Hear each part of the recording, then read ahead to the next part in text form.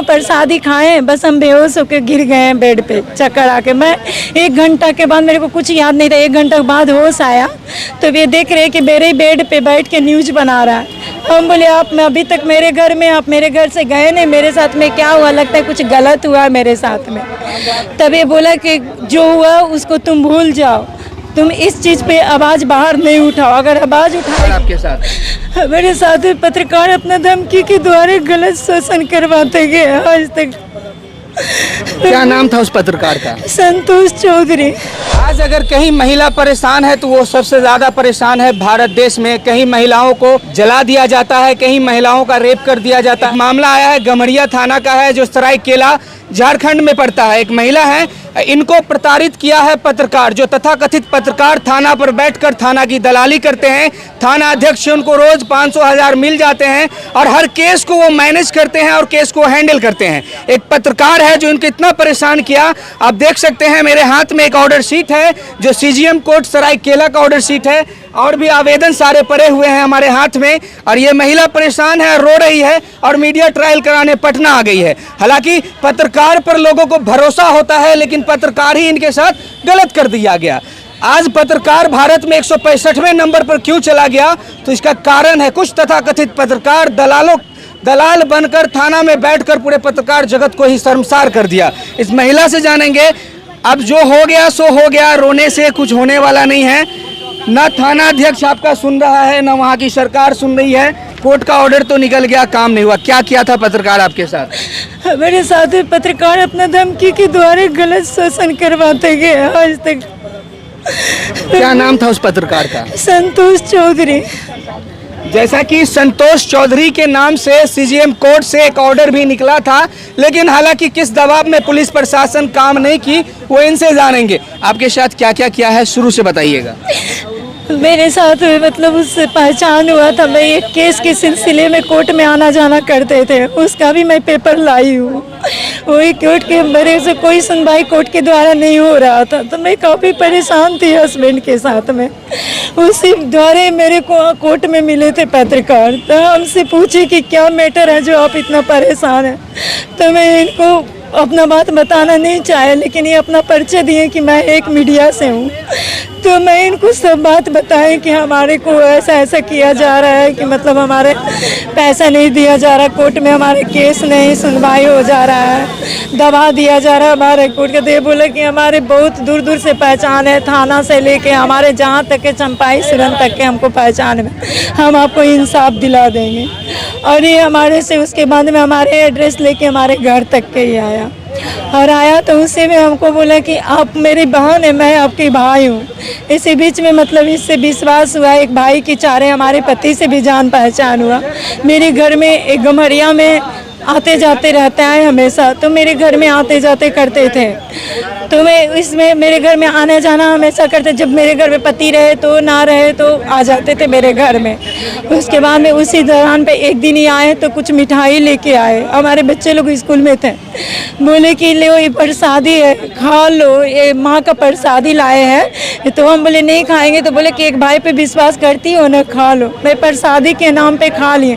हालांकि मेरे मोहल्ले में पूछिएगा कि मैं 4 साल प्रसादी खाने के बाद, हाँ प्रसादी खाने के बाद मेरे को ये बेड में बैठा हुआ था, इसको पहले चाय दिए बना के, मैं वही बेड में चाय दिए और प्रसादी खाएं, बस हम बेहोश होकर गिर गए हैं बेड पे चक्कर आके। मैं 1 घंटा के बाद, मेरे को कुछ याद नहीं था, 1 घंटा के बाद होश आया तो ये देख रहे कि मेरे बेड पे बैठ के न्यूज बना रहा है। हम बोले आप मैं अभी तक मेरे घर में, आप मेरे घर से गए नहीं, मेरे साथ में क्या हुआ, लगता है कुछ गलत हुआ मेरे साथ में। तब ये बोला कि जो हुआ उसको तुम भूल जाओ, तुम इस चीज़ पे आवाज़ बाहर नहीं उठाओ, अगर आवाज़ उठाएगी तो तेरे पति को मर्डर करवा दिया जाएगा, तेरे साथ भी और गलत होगा और तेरे को एक बदचलन मैला साबित करवा दिया जाएगा। दोस्तों सोच सकते हैं आप, एक तथाकथित पत्रकार थाना का दलाल इनके घर जाता है, इनको जहरीली मिठाई खिलाकर इनको बेहोश कर देता है। जब ये बेहोश हो जाती हैं तो इनके साथ गलत करता है और इनको चेंजिंग लगता है शरीर में, तो ये पूछती है उनसे। आप पूछी थी उनसे? हम उनसे पूछे भी यार, इस दौरान पे मैं जहाँ तक काफ़ी मेडिकल प्रॉब्लम में परेशानी में हूँ, मैं कभी तबीयत ठीक नहीं रहता हमारे मोहल्ले में। इसमें एक पैसा का कुछ दिया हुआ है, 1,26,000 कुछ समथिंग रुपया है इसमें, वो पैसा का क्या मामला है? और पैसे के मामला है कि मैं दुकान चलाती थी, स्टेशनरी दुकान, तो लॉकडाउन के समय में प्रशासन स्टेशनरी दुकान नहीं चलाने दे रहे थे, तो मैं जनरल स्टोर बना दिए थे। तो हमारे उसी बीच में हमारे हस्बैंड का एक्सीडेंट हो गया था, तो मैं भाड़े में दुकान चला रहे थे एक फ्लैट में। तो मैं वो दुकान का सारा मटेरियल एक जान पहचान आदमी के पास बेच दिए थे। तो मैं उससे लिखा पढ़ी कुछ नहीं करवाए थे, क्योंकि मैं काफ़ी परेशानी में थे। हमारे हस्बैंड का एक्सीडेंट हो चुका था, मेरे सीना के 4 गो हड्डी हमारे हस्बैंड के टूट गया था। तो मैं मटेरियल बेचे थे, तो वो पैसे नहीं दे रहा था पार्टी, तो नहीं दे रहा था। और उसके बाद एक टाइपिंग पेपर पे हमारे हस्बैंड से साइन करवा लिया कि मैं सारा पैसे दे दिए। तो इसी को कंप्लेन लेके मैं थाना गई थी। यही अच्छा, थाना गम्हरिया थाना में थाना अध्यक्ष महिला है, क्या वो आपका केस दर्ज नहीं की? नहीं की। और उल्टी ये कोर्ट का ऑर्डर आने के बाद आप थाना पर गई थी? नहीं गए, मैं झूठ नहीं बोलूँगी, दोबारा नहीं गए, क्योंकि मेरे पर 107 की धारा लगा दिया गया है थाना प्रभारी के द्वारा गलत बोल के, और मेरे साथ थाना प्रभारी मारपीट भी की थी, उसका पेपर भी आउट हुआ। हालांकि 107 धारा महिला पर लगा, ये सोचने वाली बात है। 107 धारा उन पर लगता है जो दंगा भड़काने की कोशिश करते हैं, जो मेला ठेला को भंग करने की कोशिश करते हैं, लेकिन इनको धमकाने के लिए कि ये थाना पर ना आए, उन पर 107 धाराएं लगा दी गई। उसके बाद क्या हुआ?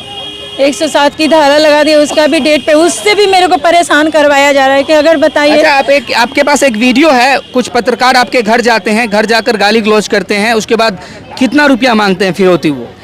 वो तीनों यही कहते हैं हमको, उल्टा मेरे को ऐसे कहते हैं कि तुमको क्या चाहिए, पैसे चाहिए, ज़मीन चाहिए, प्रॉपर्टी चाहिए, तुमको क्या चाहिए? हम बोले भैया हमको कुछ नहीं चाहिए, क्योंकि हमको साथ गलत हुआ है, उसका इंसाफ चाहिए।